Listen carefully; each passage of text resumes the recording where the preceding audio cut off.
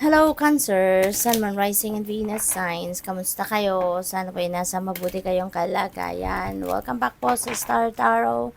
Kung bago kayo dito, welcome din kayo. Thank you for your support. I truly appreciate it. God bless you all.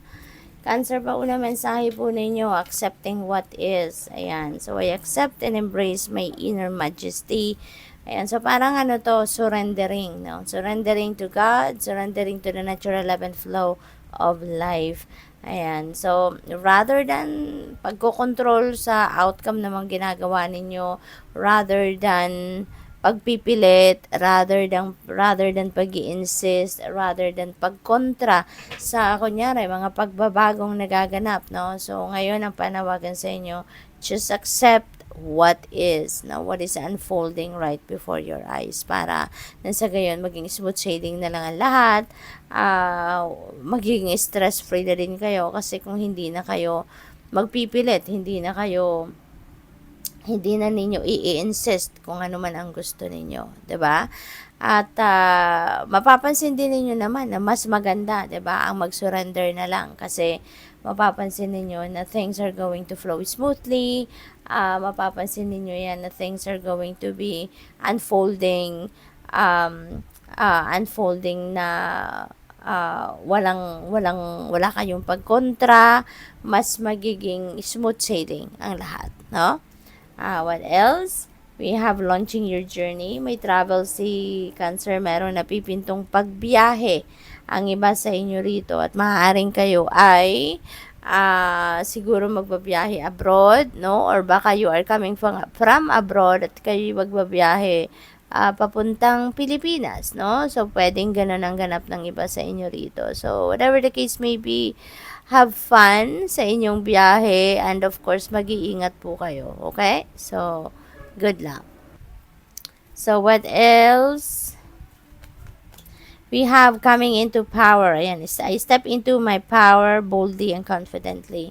So, this is good, no? This is good, Cancer, kasi ang iba sa inyo rito, parang you're going to embrace your personal power na sa ngayon.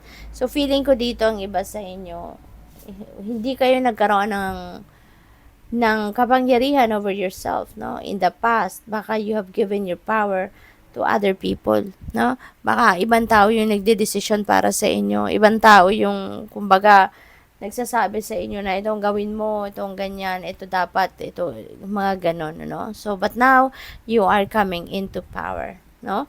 You are going to finally embrace, diba? O reclaim your personal power dito at kayo na magdedesisyon para sa buhay ninyo. You are going to start choosing life in your own terms. Kaya napakaganda nito. Isang malaking tagumpay ito para sa inyo. Mending bridges, I heal rifts, I am a mender. Ayan, so probably ang iba sa inyo kayo yung kunyari magpapagitna, mediator, parang ganon, ano, sa mga tao na nasa paligid ninyo, mga nag-aaway, mga mayroong hindi pagkakaintindihan, maybe you are going to help them, no? Heal the rifts between them, no? So, good luck sa'yo. Tignan natin kung ano pa mga mensahe para sa inyo rito, Cancer.